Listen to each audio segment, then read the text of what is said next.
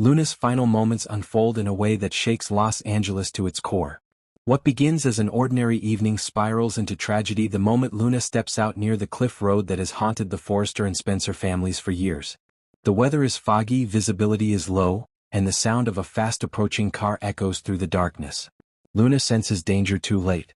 In a split second, headlights burst through the mist and strike her before screeching away into the night, leaving her unconscious and lifeless on the cold ground. Her phone lies shattered beside her, her last attempted call never completed. When the news reaches the Forresters, panic and disbelief ripple through the mansion. RJ collapses emotionally, unable to comprehend how the girl he loved with such certainty could be gone in an instant. Brooke and Ridge try desperately to calm him, but RJ spirals, fixated only on finding the person who stole Luna's future. Meanwhile, Lee's reaction is far more complex. She had resented Luna's presence, feared Poppy's influence, and even tried to push Luna away from the Forresters. But Luna's death hits her with a guilt so deep that even she, usually composed, begins unraveling. She keeps replaying their arguments in her mind, wondering if she indirectly pushed Luna into danger. Bill becomes a second storm of rage. When he learns Luna was killed in a hit-and-run, he vows to use every connection, legal and not, to hunt down the driver. He promises Poppy that he will not rest until justice is served. Poppy is inconsolable, clinging to Luna's belongings and replaying her daughter's voice messages, trying to understand why anyone would want to hurt her. From this point onward, the show shifts into a dark, twisting mystery. Suspicion begins creeping into every corner of the canvas as more details come to light. The police quickly confirm that Luna's death was not a simple accident. The car accelerated in the seconds before impact, suggesting intent or at least reckless disregard.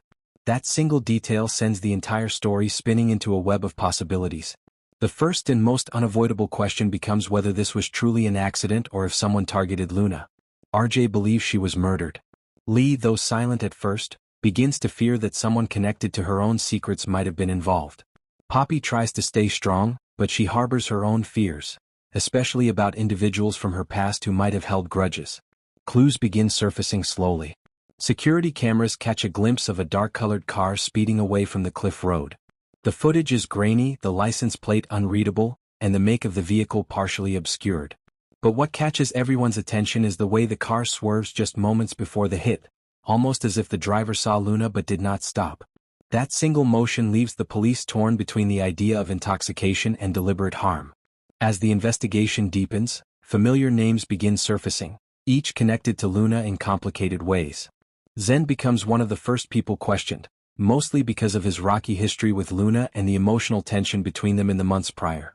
Although he insists he was nowhere near the area, he has no strong alibi, and his jealousy has been well documented. The police take note, but nothing conclusive ties him to the vehicle. Then suspicion turns toward Lee herself. Her feud with Poppy, her coldness toward Luna, her intensity, all become fuel for whispered theories. Even RJ begins noticing Lee's nervous behavior. She avoided questions, deflected conversations, and kept disappearing for long stretches of time. Her behavior raises alarms, but no evidence places her anywhere near the crash site. Bill, too, becomes tangled in the mystery when the car spotted on the footage is said to resemble a model recently purchased by someone within his company. This creates a secondary wave of speculation, suggesting that the driver might not be a blood relative but someone in the Spencer orbit. Bill is enraged by the implication but cannot deny the possibility. Poppy becomes another emotional focal point. She remembers receiving a threatening message weeks earlier, something she dismissed at the time, but now she wonders if someone who resented her past lifestyle was trying to hurt her by targeting her daughter. She says nothing at first, terrified that disclosing the message will make her a suspect or worse, reveal dangerous parts of her past she has buried. RJ's grief slowly morphs into obsession.